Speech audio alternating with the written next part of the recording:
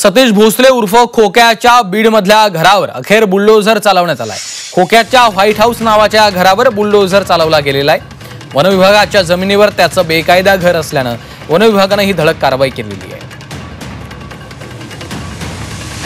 सतीश भोसले उर्फ खोक्याच्या या बीडमधल्या घरावर अखेर बुलडोझर चालवण्यात आलेला आहे। खोक्याच्या व्हाईट हाऊस नावाच्या घरावर बुलडोझर चालवून धडक कारवाई करण्यात आली आहे। वन विभागाच्या जमिनीवर खोक्यानं अवैधपणे आपलं बेकायदा असंही घर उभारलेलं होतं।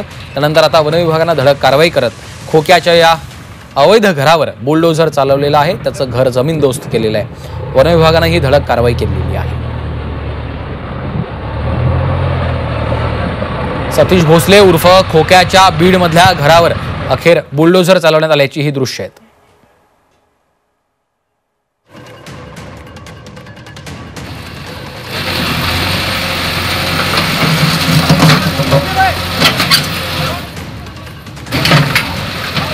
अखेर त्याच्या घरावर बुलडोझर चालवण्यात आलेला आहे। तिथून आढावा घेतलेला आहे आमचे प्रतिनिधी विकास माने यांनी।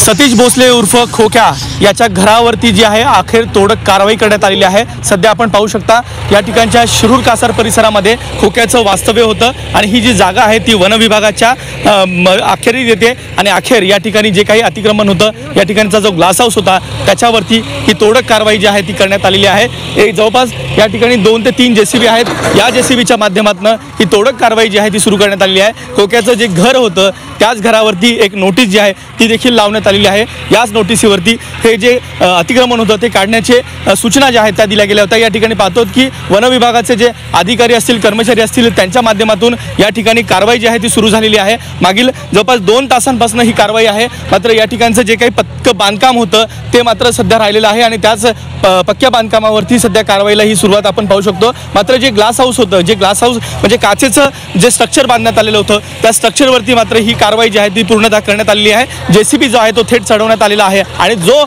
ग्लास हाऊस होता, जे बाहेर काचा लावल्या होत्या त्या काचेवरती आणि त्या ठिकाणच्या स्ट्रक्चरवरती पूर्णतः बुलडोझर जो आहे तो चढवण्यात आलेला आहे। आणि त्या दरम्यान जर पाहिलं तर प्रयागराज या ठिकाणावरून त्याला अटक केल्याच्या नंतर आता बीडच्या शिरूर या ठिकाणी त्याला न्यायालयात हजर केलं जाणार आहे। तत्पूर्वी जर पाहिलं तर त्याच्या या घरावरती ही कारवाई जी आहे ती देखील केली जाते। मात्र इतक्या दिवस वन विभागाच्या अधिकाऱ्यांना हे अतिक्रमण का दिसलं नाही असा देखील सवाल या निमित्तानं उपस्थित केला जातो आहे। विकास माने, Zee24 तास, बीड, शिरूर कासार।